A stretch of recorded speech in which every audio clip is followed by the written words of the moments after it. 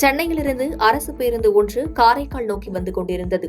அப்போது புதுச்சேரி ஈசிஆர் சாலையில் கடலூர் ரெட்டிச்சாவடி அடுத்த கரிக்கன் நகர் அருகே திடீரென ஓட்டுநரின் கட்டுப்பாட்டை இழந்து பேருந்து சாலையின் நடுவே இருந்த தடுப்பு கட்டையில் மோதியது.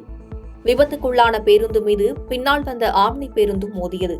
இதனால் பேருந்தில் பயணம் செய்த பயணிகள் அலறியடித்தனர்.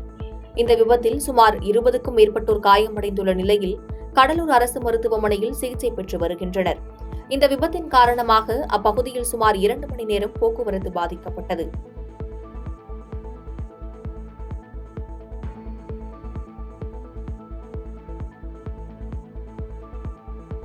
பாதகம் செய்பவரை கண்டால் நாம் பயங்கொள்ளலாகாது பாப்பா.